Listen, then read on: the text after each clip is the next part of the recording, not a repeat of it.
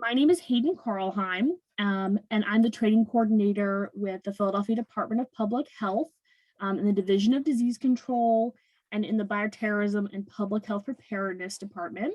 And I really want to welcome our wonderful presenter, Destiny Campanella. She's the harm reduction coordinator with the Division of Substance Use Prevention and Harm Reduction within the Philadelphia Department of Public Health.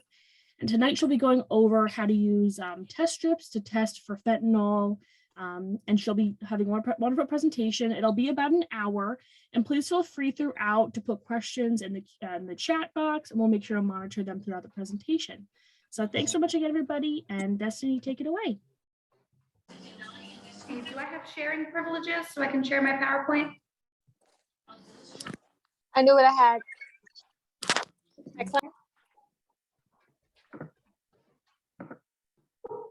It says host disabled participant screen sharing. Oh, very sorry. Let me fix that one. It's okay, second. take your time.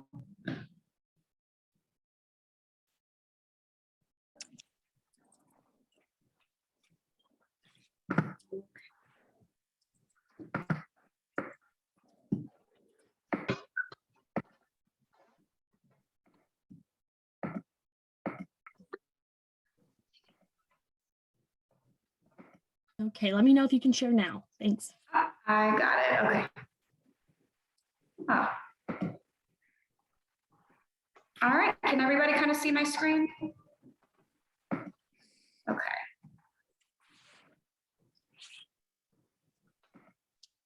And Destiny, can you hit record just so that everybody can have the recording after this? Oh, absolutely.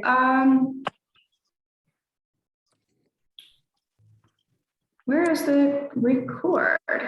It might be under the three buttons at the bottom, and we'll just say okay. record cloud. Thanks.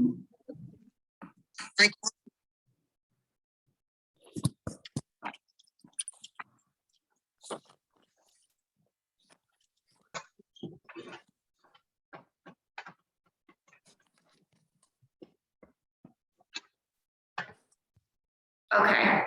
Did it work now? I see it, but is it Yep, recording? we're all good. Yep, thanks. Okay, awesome. Okay, all right, so thank you all for having me this evening. Once again, my name is Destiny. I'm the harm reduction coordinator with the super division.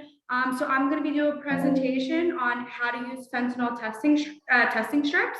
So for the first part of the training, I'm just going to be going over what exactly fentanyl test strips are, why we need them, some different data, just a very brief disclosure. I do not use any real paraphernalia for this demonstration. However, I do use over-the-counter substitutes. The demonstration is very thorough because I do break it down in a way that I really want people to be able to understand very clearly on how the strips work and how to use them. So the demonstration is a very thorough demonstration. So here's my brief trigger warning. So first, I should probably mention what exactly are fentanyl test strips. So this is what fentanyl test strips look like. So fentanyl test strips are test strips that test your substance for the presence or absence of fentanyl. If you took, I know some of you took an overdose awareness and reversal training with me not that long ago.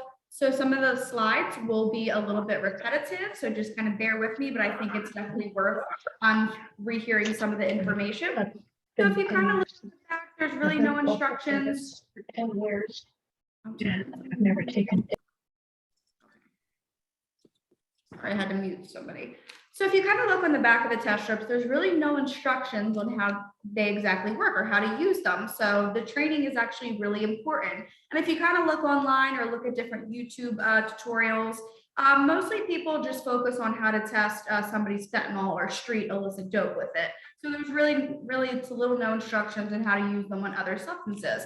If you feel overwhelmed at any time while I'm doing the training, also, I know this is being recorded, but we do have these little trifolds, and if you open it up, they do provide a list of instructions on how to use them, as well as a couple different resources on the back. So if you'd like, I can also send this over in an electronic form via email. So that's always an option for you as well. So fentanyl test strips were originally an off-label approach to harm reduction. So they were originally an off-label approach because they weren't always technically legal. And the reason why that is because it was assumed that if you had fentanyl test strips on you, it was assumed that you had drug paraphernalia on you. However, as of March of 2020, the DA did announce that nobody would be prosecuted for having fentanyl test strips or distributing fentanyl test strips because it comes down to these do save lives. And as of August 2nd of last summer, so just last August, the mayor did announce an executive order where fentanyl test strips are completely decriminalized in Philadelphia. I cannot speak for other surrounding counties, but for Philadelphia, fentanyl test strips are completely decriminalized. There is a bill that's currently in legislation that I believe there's a really, really good chance it's going to pass, and they will soon be decriminalized throughout the state of Pennsylvania. But right now, this just is for Philadelphia County.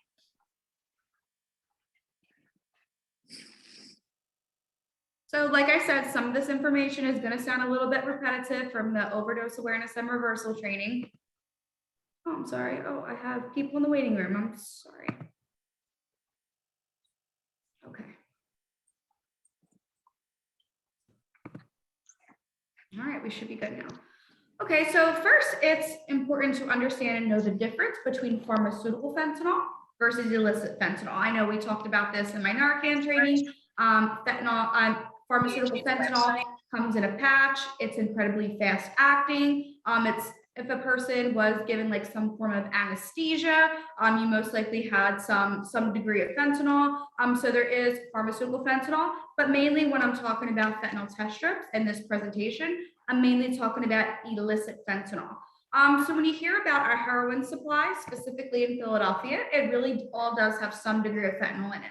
So when you hear about somebody's drug of choice is heroin, accidentally using fentanyl, that's not really a thing. People are well aware that they're using it, and it's been that way since early 2017. So with heroin, you have to grow it, you have to extract it, you have to transport it into the country. But because fentanyl is just synthesized, it's made and manufactured similarly to meth, it's significantly easier and it's much cheaper to make and manufacture versus heroin. So just to be perfectly clear, I like to call and refer fentanyl as dope, or I call it a bag of dope or dope, because it's pretty inappropriate for me to call it fentanyl because that's not what it is. We're seeing anything from PCP, ketamine, rat poisoning, tranquilizer, that's all being cut into our dope supply. So it's really inappropriate for me to call it fentanyl. So I will refer to it as dope, just for the sake of transparency. So we're going to talk much more about this in a little bit. We're seeing a number of counterfeit pills on our streets. Like I touched on in my Narcan training, this is nothing new. This is something that's been happening for the last couple of years. However, it's significantly increasing. Not only is it significantly increasing, but these pills are beginning to look more and more realistic, making it very difficult to tell the difference. Typically, a fentanyl press pill would have more of like a chalkier-like feel, or the print would look a little off. However, they're getting very clever with the print, with the feel of it. These pills are beginning to look more and more realistic. I'm sure a lot of you on here may have heard about trank dope, or the medical term for it is called xylazine. On the streets, it's more known as trank or trank dope. There's been a significant amount of media coverage around this over the course of the last couple of weeks. So some of you may have already heard about it, or also if you took my Narcan training, I do mention it. So like I said, the medical term for it is called xylazine. It's an animal grade tranquilizer, and we are seeing a significant amount of this being cut into our dope supply. Again, this is nothing new. This has been happening for the last couple of years. It's been happening for the last decade. However, between the last 2 years, it has significantly increased. Within the last year, all of our dope supply has some degree of fentanyl, all of our dope supply has some degree of trank in it. So basically, if a person is using dope at this point in time, they are definitely doing trank. So trank has pretty negative side effects. It's a respiratory suppressor, so you will see people very, very heavily sedated, like very, very heavily knotted out. It's been causing some horrific skin rashes on people and really affecting people's soft skin tissue, lymph nodes. Sometimes this results in necrosis and limb amputation. So there's pretty negative side effects to trank dope. If a person is Using trank dope, I just urge those people to please access wound care as frequently as possible. So there's this misconception that people who are using dope really don't feel a need for fentanyl test strips or really don't like them. However, I'm here to tell you that's actually not true. People actually want to use fentanyl test strips to make sure there's fentanyl in their product, because most people that I engage with, at least, really don't like trank. So they really do not want to get a bag that's completely just trank because of all the negative and harmful side effects with trank. So there's actually people that want to make sure there's actually fentanyl in their product, because trank is actually more harmful. So I know if, like I said, if you took my Narcan training, this is very repetitive. So we have seen a crack outbreak that happened in the West Philadelphia area in June of 2018, where a community of individuals who typically smoked crack became very sick. Several people non-fatally overdosed and 2 people fatally overdosed and died from using crack that happened to be laced with fentanyl. So while I feel like this was more of a targeted circumstance, meaning that the people who are meant to consume these drugs did, cross-contamination can and does happen. So we also seen an overdose surge hit the restaurant and bar industry of November of 2020, where 3 bartenders fatally overdosed and died, and several people non-fatally overdosed from using cocaine that happened to be contaminated with fentanyl. So I just want to touch on language here for a second. So there's a difference between something being laced with fentanyl and fentanyl contamination. So something that was laced with fentanyl, that was done intentionally, that was done on purpose. However, cross-contamination happens if a person's cutting their supply on the same table they are with fentanyl, or they're not wiping down surfaces, they're using the same tools, the same packaging equipment. Cross-contamination can and does happen. So sometimes this is not even done intentionally. This is done by a complete accident. And I do apologize, my allergies are really bad, so I might sound a little stuffy. So, and I know these maps are a little bit outdated. We are waiting on some new information. Pretty much everything is honestly the same, unfortunately. So this is for 2019, and this is death data. This is incident locations for fatal overdoses where at least 1 stimulant and fentanyl were present. So incident locations just means the time of death occurred in a specific location. So the time of death could have happened in a car, in a parking lot, in an alleyway. So that's what we mean when we say incident locations. And to be perfectly clear, we cannot tell just based off somebody's toxicology report on whether or not the fentanyl use was intentional or unintentional. We don't have any way of knowing that based off somebody's toxicology report, but I think this is still really important information to highlight, and it also highlights where we're seeing that polysubstance use where both stimulant and fentanyl were both present. So you'll see non-Hispanic white, Hispanic, and non-Hispanic black, and once again, there will be that appropriate cluster around the Kensington and Fairhill section of our city. And assuming all of you know about the Kensington section of our city, you know that's where I'm at today. That's where our harm reduction team is located. You know, that has been the epicenter of this crisis. However, it's pretty much increasing across the entire city in all zip codes right now. And this is a 2019 resident location of fatal overdoses where at least 1 stimulant and fentanyl were both present. So resident location means the time of death occurred within a private residence. So it does not mean that the time of death occurred in the decedent's home address. It could have happened at a friend's house, at a recovery house, at a neighbor's house. So that's what resident location means. And once again, we cannot tell just based off somebody's toxicology report on whether or not the fentanyl use was intentional or unintentional. I'm trying to figure out how to mute. Can everybody please mute if you're not mute already? So what you will see, there's non-Hispanic white, Hispanic, and non-Hispanic black. So once again, we have that very appropriate cluster around the Kensington and Fairhill section of our city. But if you look here at non-Hispanic white, you'll see the second highest here, 19148, that's South Philly. So that's second highest for non-Hispanic white. And then by the time we get over to non-Hispanic black, you can see access to additional nutrition programs that I will help guide you with after this program. Where is the mute all button that I cannot seem to find? Yeah, can everybody just please mute themselves, please? Thank you very much. I can't find mute all. And then we have non-Hispanic, Black, and you'll see they're the second highest here, and that is the West Philadelphia area of our city.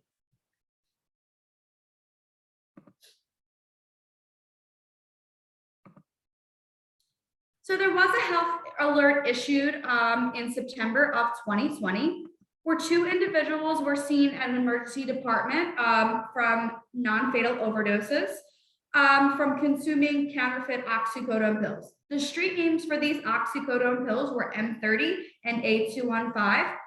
It is to my right, I'm not sure if it's to your right or left on the screen, but that A215 pill, that particular pill right there, tested positive for 4 different fentanyl analogs, gabapentin, as well as Tylenol. No other opiate was detected. So once again, these 2 individuals that were seen in the emergency department, they had no prior history of fentanyl usage. And just to be perfectly transparent, this is happening much more than it's being recorded, because a lot of non-fatal overdoses do go unreported because people don't want to call 911 or go with EMS for a number of different reasons. I know we talked about this last time during my Narcan training, whether the person is living with that fear, stigma, shame. So people don't want to call 911 or go with EMS for a number of different reasons. So it's really difficult for us to track and manage this data effectively. So about fentanyl press pills, this is a 3-layer issue. So number 1, yes, people do take these pills and they are unaware that they're fentanyl press pills. Yes, that is happening. And 2, people believe that they're doing like a Percocet or an Oxy, and they think there's a little bit of fentanyl in it, and they believe that's going to give their high a little bit of an extra kick, which is not something that's been confirmed. Or 3, so there is a significant stigma with buying a bag of dope, especially where I live in South Philly, where I was born and raised. There is a significant stigma with buying a bag of dope. People just cannot like mentally bring themselves to do it. So there are people that they do buy fentanyl press pills and they know that they are fentanyl press pills. So I just want to be very clear and transparent that there are people who do buy these pills and they do know that they are fentanyl press pills. So fentanyl test strips, they are just a tool so a person can make informed choices. No, these are not the end all be all of harm reduction. They are just a simple and easy to use tool. That way a person can make an informed choice. There's plenty of data and evidence to support that fentanyl test strips work. However, sometimes the strips can be a little bit sensitive. I do not recommend using fentanyl test strips for meth or MDMA because those particular stimulants, they have a chance of resulting in a false positive. Yes, a false positive is better than a false negative. However, I feel like we need to do a little more research and a little more in-house testing before I personally feel comfortable to properly train on them. The good thing is that we currently do not have fentanyl that is being found in our meth or MDMA supply. For those that don't know, MDMA is ecstasy. We don't have any fentanyl that is being found in ecstasy or meth right now. Again, that can always change, but as of right now, we aren't finding any. So all you need to use fentanyl test strips, obviously your substance or your drug of choice, your fentanyl test strip, clean water, and something to put your water in. So I'm going to go over everything in significant detail. So like I said, you just want to use a small amount of water. So you don't want to ever use too much water when you're using a fentanyl test strip, because if you put too much water, I fear that over dilution may not be able to pick up on the fentanyl. So you never want to put too much water. So if you're using like a larger container or a cup, you do not want to fill that all the way up. So I'm going to stop sharing my screen now. So I really want you to see exactly what I'm doing. So right now I'm going to use a cooker. Cookers, for those that don't know, are typically used for, mixing drugs, using drugs. So that's what, cookers are typically used for. So we call these Addy packs of water. These are just clean, sterile water. This is 5 milliliters of water. So that is the recommendation I give, is 5 milliliters. So 5 milliliters is equivalent to a teaspoon. So you want to use about a teaspoon of water. And if you don't have a cooker, you can literally use a teaspoon and you can test drugs on a teaspoon if you like to. Like I said, you don't want to use too much water. So I'm going to fill my cooker up here with some water. Yes, and I'm using the whole thing here. So let's just say, for instance, you are testing a bag of cocaine, for example. This is just powder. This is not actually real paraphernalia. This is just powder just for the sake of demonstrating purposes. So the first thing you want to do is you want to shake the bag. So we call this the chocolate chip effect. You don't know where fentanyl can be in a product. So the first thing you want to do is shake your bag. There's two ways how you can do this. You can either sprinkle a little bit of the alleged cocaine into your cooker or whatever it is that you're using. That is one way. However, people who use drugs love to hear they're not wasting any of their product. So another option could be you could choose to pour it on a clean flat surface. That is an option. And then you could get the empty bag, make sure it's open, obviously, and you can literally just test the residue. That way you're not even wasting any product. You can also literally pour the bag with water and just like stick a fentanyl test strip in the bag. That will still work. So I'm gonna just get this bag here and test the alleged cocaine residue. So I'm gonna get a fentanyl test strip next, and you will see there are, I'm gonna be switching up and down with my camera a lot. So you'll see there are 2 tear marks here on each side. So I'm gonna rip open this side. And I'm gonna take out the fentanyl test strip. So you'll see this end has the end with the wavy blue line. So the end with the wavy blue lines, this is the end you're gonna dip into the water. And then you will see a thick solid blue line right here. And when you dip it into the water, you don't wanna go above that thick solid blue line here. So I'm going to just dip this in the cooker. I'm gonna mix this up a little bit here, and I'm just gonna dip it into the cooker. And you are going to hold it for about 15 seconds. I know it's pretty difficult to see on camera, but if you look closely, you are going to start to see the water start to rise up. And that's another good technique. Excuse me, that is another good technique to know that it's working. But like I said, you're gonna hold it for about 15 seconds. I'm trying to get the water to rise up so I can show you. So I know, like I said, I don't know if you can see it. It's probably hard on camera, but you could start to see the water rising up here. And then you're gonna lay it out flat for the results. And we're gonna go over all the results in just a little bit. You're gonna kind of get the idea of how these work on a variety of different substances. It's pretty much the same thing, like I said, except for meth and MDMA. So next, I'm gonna take another fentanyl test strip. I'm gonna have this open and ready for me. So next, let's just say you're testing crack, for example. I call these trash cans because that's what they look like. This is an actual crack container. No, like I said, no real paraphernalia, but this is an actual, crack container. You could also test this 2 ways.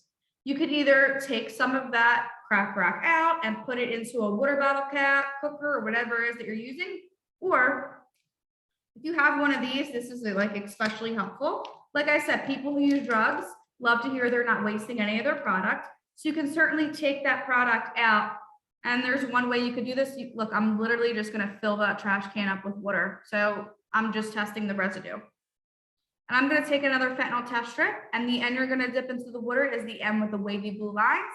And you don't wanna go above that thick solid blue line right here. So I'm gonna literally dip it into the trash can right here. And like I said, you're gonna hold it for about 15 seconds. And you're gonna start to see the water rise up.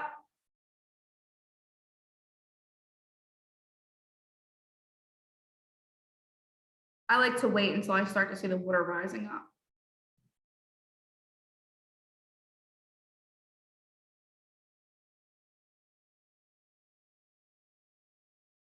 There it goes right there. And then you're gonna lay it out flat for the results. Yeah, so you can definitely, this is just with the residue. So literally you can just test the container, or you can literally take the whole container if you'd like here and throw it into something and just test the container. So the strips still work if you're just testing residue. You're welcome. All right, so next I'm going to take a water bottle cap, and I'm going to fill my water bottle cap up here with water. So next I'm going to talk about how to test your pills. This is just a Tums. Like I talked about earlier, the chocolate chip effect. So that's how we like to think fentanyl can sometimes work. To be completely honest, majority of our pills are testing positive for fentanyl and no other opiates. But like I said, just to be mindful of the chocolate chip effect. So you see how like a chocolate chip cookie has like chocolate chips spread out all over inside the cookie. So that's kind of how like fentanyl can sometimes work on a pill. The safest way to test your pills for fentanyl would actually be to crush up the entire pill, put it in some kind of cup, and then drink it. That would be the safest way. However, there are a number of people that do not want to take their pills that way. So I'm going to show you a couple alternatives. So some people prefer to crush their pills up and snort them. So that is one option. If you crush your pills up, you can definitely sprinkle a little bit of that into the water bottle cap. However, if you're a person that likes to take your pills orally, one way you can do this, you can break that pill open and allow the middle portion of the pill to fall into the water bottle cap. Or I know some pills are really small, they could be hard to break. So another option would be, this is just a box cutter. You can literally use any sharp object, pair of scissors, your nail, you can use a knife, pair of keys. So what I'm gonna do is I'm gonna take this box cutter and I'm gonna just like scrape some of that pill, but I'm scraping it directly down the middle. You never wanna break the side and you never wanna scrape the side because of the chocolate chip effect. So you wanna make sure you're scraping it directly down that middle. So once again, I'm gonna take another fentanyl test strip and I'm gonna open it up.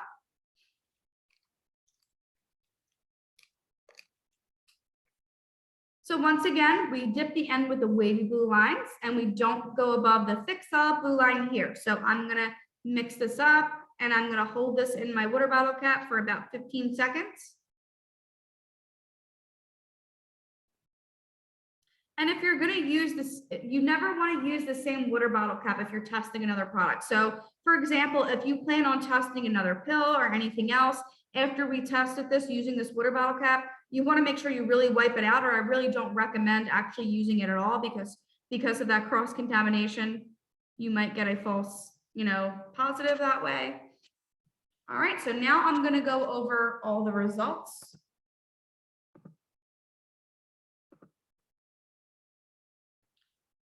So 1 line means that it's positive for fentanyl. 2 lines is negative for fentanyl. So I kind of remember like opposite of a pregnancy test. So 1 line is positive for fentanyl, 2 lines is negative for fentanyl. And then there's also the chance you can get an invalid test result. And in that case, you want to throw it away, discard, and you want to redo the test.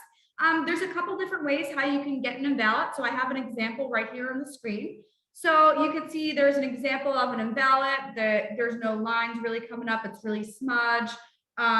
So smudge could be another invalid, or no lines come up at all. It just looks like a blank test strip. Also, the positive result should be closer to the end of the stick. So this is an example of what a positive result looks like.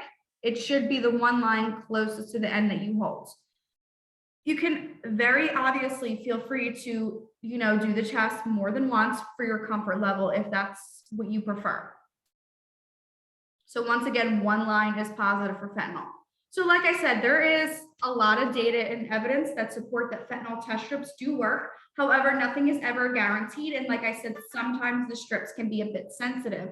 So you always want to make sure you're practicing harm reduction principles, no matter what your results are. You always want to make sure you're practicing harm reduction principles. I recommend people practice harm reduction when they're drinking, which is the legal drug, right? So if you do, if your substance does test positive for fentanyl, and a person may still make the decision to still use that substance anyway, I always recommend, starting out small, maybe taking some now, saving the rest for later. Don't take the whole thing at once. I always recommend a person uses the buddy system, try to use with somebody that you feel safe with, that you trust, and make sure Narcan's available and ready. However, if you don't feel comfortable using with somebody or you just don't want to, there's the National Never Use Alone hotline, and there's also the Be Safe community app, and that's available on Apple and Google Play stores. So you can get fentanyl test strips from the harm reduction team from the Substance Use Prevention and Harm Reduction Division. We have them here. You just have to coordinate a pickup time with me at our office in Kensington, and you can pick up fentanyl test strips from us. You can also get them from Prevention Point. So one of our community partners, Soul Collective, has partnered with Next Distro, where any Philadelphia resident can receive free Narcan or free fentanyl test strips mailed to them completely for free and completely confidential. And that could be found at nextdistro.org/Philly. You can also get fentanyl test strips from dancesafe.org. So if you have a social media platform, I recommend giving Dance Safe a follow. They really highlight a lot of information about drug testing, about music festivals, the party scene, and they highlight different tips to stay safe if you're using any substances. Fentanyl test strips are a little bit expensive through them, but if you have the resources, please, by all means, feel free to utilize Dance Safe. So I have to update this slide because I need to change my title, and we're also going through a transition. I'm sure everybody is well aware that the city is switching to Zoom.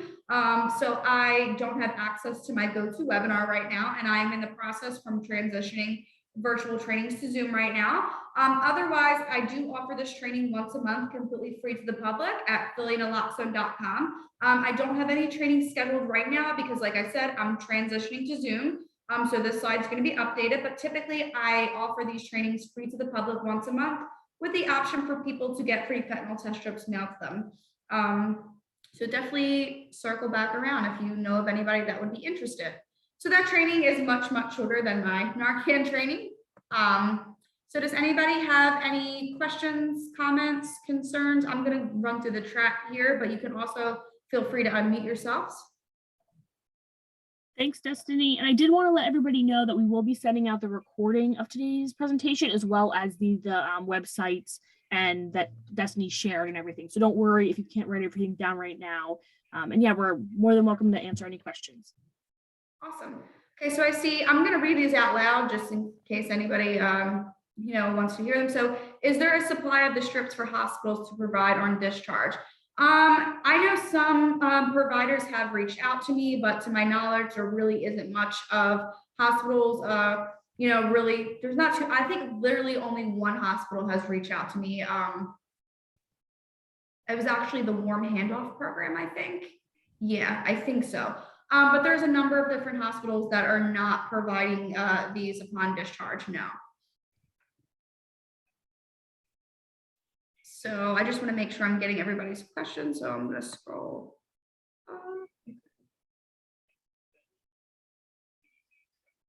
Okay, so where do I dip the test strip? So I'm going to repeat that part. So you will see an end when you open it up. There's an end with the wavy blue lines here. So that's the end that you always want to dip into the water, is the end with the wavy blue lines, and you don't want to go above the thick blue line here. All the results are on the back of the test strip, so don't feel like you always have to remember the results. They are on the back of each strip. And like I said, we also provide these little trifolds. So if you want to reach, Hayden can reach out to me and I can send these to her electronically. That way you can print as many out as you'd like to. Yes, so there is an expiration date. Yes, the expiration date is located right here in the corner all the way to, I'm not sure if it's to your right or left. It is to my left. You'll see an expiration date right down here. So this strip is actually, these are my demos. So this actually expires this May. So May 20th, 22. But this is an older box I kind of just used to do these trainings. We do have less expired fentanyl test strips in the back, but yes, they do have an expiration date right here at the bottom. And Bridget, do you want to ask your question? Yes, hi. Thank you for allowing me to ask my question. Hi, Destiny. I am thoroughly enjoying the presentation. Oh, awesome. and hopefully will connect with you and the moderator as well. I have a personal interest in this because I am doing my dissertation on drug courts. And my question to you would be, how visible are these strips being used for those that are actively involved in treatment court? Because so I'm the person that manages our fentanyl test strip program here. So they would have to go through me, and they are not visible at all in treatment court. I don't know if that's because they technically were not always legal. And so there is still a number of people, places, community members, other nonprofits that still don't know fentanyl test strips even exist. I did manage a fentanyl test strip outreach campaign all last summer. And I was in pretty much, I did 30 pop-ups, 40 pop-ups actually, throughout multiple different neighborhoods throughout the entire city. We are getting ready to launch our second half of our campaign that is going to target more recreational drug users.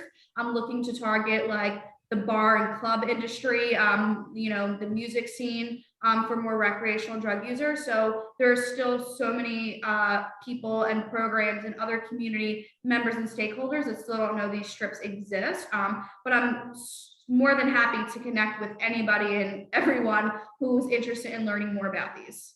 I definitely am and would like to connect with you at some point to perhaps help service or serve in communities, because this is in direct conjunction with what I am studying now. So I do thank you for this space. Thank you very much. Yeah, thank you. I'd be happy to connect with you. Thank you. Okay.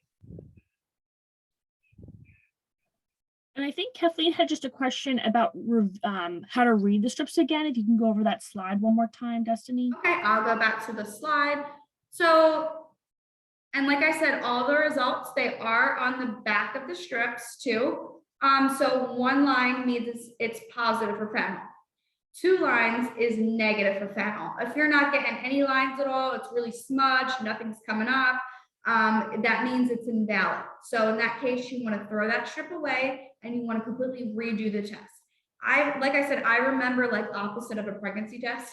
So 1 line's positive, 2 lines is negative. Thank you.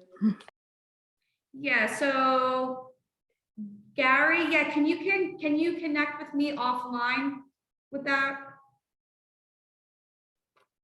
I'll put Destiny's email in the chat for everybody that can reach out to her. Is that okay, Destiny? Yes, absolutely. Please feel free to do that. So I do recommend that if you're asking for strips to pilot, I'm always happy to do so to pilot. But I definitely want to do the training for other organizations, because I find that even when I'm doing, you know, street-based outreach, there's people that don't know how to use these. So you want to make sure you're not giving any participants misinformation. You want to make sure that, you know, people know how the strips work. They're able to, you know, teach people how to use them. So I really definitely am going to recommend that they take the training with me first, and then we could talk about piloting some strips after that. And we'll also provide the link to the website in the follow-up email. And then if you want to invite any of your colleagues or people you go to school with, since Destiny does do these once a month, we can make sure you guys can get on those as well. Yeah, so the average person can get these strips. You can get them through me. We make them in kits. I will put a little bit of literature as well as 10 fentanyl test strip kits in there. 10 fentanyl test strips in a kit. You could definitely send me an email. I need a couple kits just for my personal distribution, or I know friends, I have family members, I want them for you don't have to even explain it to me. If you want like a couple of kits, I can definitely rearrange a pickup, or you can also go get them completely for free, mailed to you. You get them for free from me also, but nextdistro.org/Philly. So I'll type that in the chat too. So that's nextdistro.org/Philly. You can get free fentanyl test strips and Narcan mailed to you completely for free and completely confidential. So the Next Distro is just for Philly residents. However, you can get them, you know, from me or Prevention Point or dancesafe.org. You do not have to live in Philly. Even for people who take my Narcan training, if they live even out of state, I'm still going to mail you strips. Like I'm still going to do it. And Garrett, do you want to ask a question? Yeah, Oh, sure. sorry. Garrett Dwyer from the Philadelphia Association of Community Development Corporations. So I was curious, is for both this and the Narcan training, I know these are being recorded. Would these be things that we could, like, you know, embed in our website to build out some of our health programs that we have up there, or are those mainly being recorded as like a refresher for folks who have already taken it, but for folks that haven't, you know, been on the Zoom with you, you'd prefer to have, you know, new folks on directly? What's the preference there? For me, I preferably do like to do the trainings, just because if people do have specific questions or concerns or anything, I do like to be there for that. If you want to put this in your website, I would have to check with my director first. So I do report to Dr. Jeff Hom, so I would have to probably check with him first. Okay, Yeah, that's fair. I think the recordings we're sending out are just as refreshers for MRC volunteers, I see. but Destiny is available to schedule trainings for your organization, your community organization, school. You just reach out to her in that email I put in the chat, and she should be more than happy to help. All right, that's great. Thanks so much. Thank you.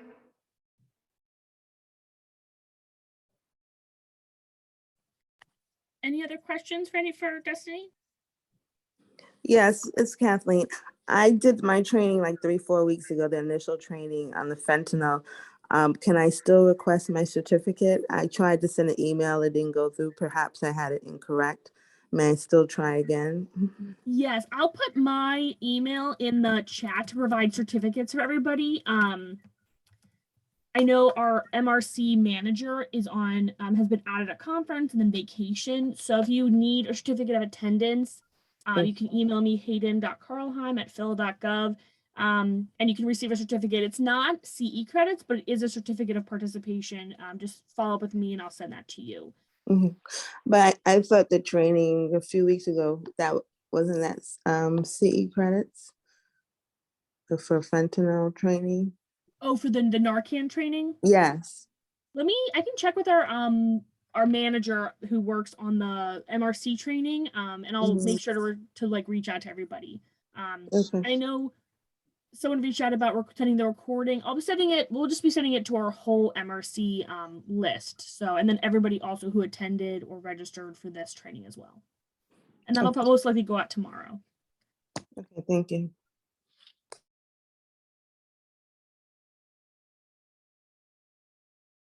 All right, does anybody else have any questions? Okay, thank you everybody so much for your time, and Destiny for your expertise. We really appreciate it. I know it's late in the evening, so we really appreciate it. And we'll also be reaching out about a training at the end of the month, April 30th. We'll be having a Stop the Bleed training at the University of Sciences in Philadelphia, and that'll be in person. So make sure to just reserve it on your calendar. I think it'll be from 10 to 2 on April 30th, and we'll be emailing you guys about that at the end of this week. So thank you so much, everybody, and have a great evening. I have a question before we leave. My name is Celeste. I'm trying to find out, how do you get involved with your program? Don't take volunteers. Like I'm employed with the Substance Use Prevention and Harm Reduction Division. But if you're ever interested in like volunteering with other harm reduction organizations, I definitely would be happy to connect you. I'm on the board, the advisory board of a really, really great nonprofit. They're called Savage Sisters. I'm on their advisory board. They do a lot of street-based harm reduction services, and they do also provide recovery housing that also offers like a plethora of different and unique services. And then one of my colleagues, she has her own nonprofit called the Everywhere Project, because drug use happens everywhere. So I can definitely connect you to other places that you can definitely volunteer with. Could you do that? I'd appreciate it. Yeah, I think Hayden she just provided Savage Sisters, so definitely check them out. Like I said, I'm on their advisory board, great organization. And then there is the Everywhere Project. You said Everywhere? Yeah, the Everywhere Project. They have an Instagram and a Facebook page, but Hayden just put Savage Sisters website right into the chat box as well.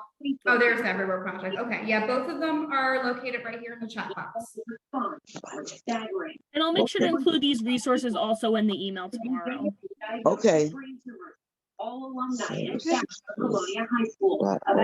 thank you so much. Have a wonderful evening. All right, thank you so much. Have a great night, everyone. Thank you. You too. Have a good day.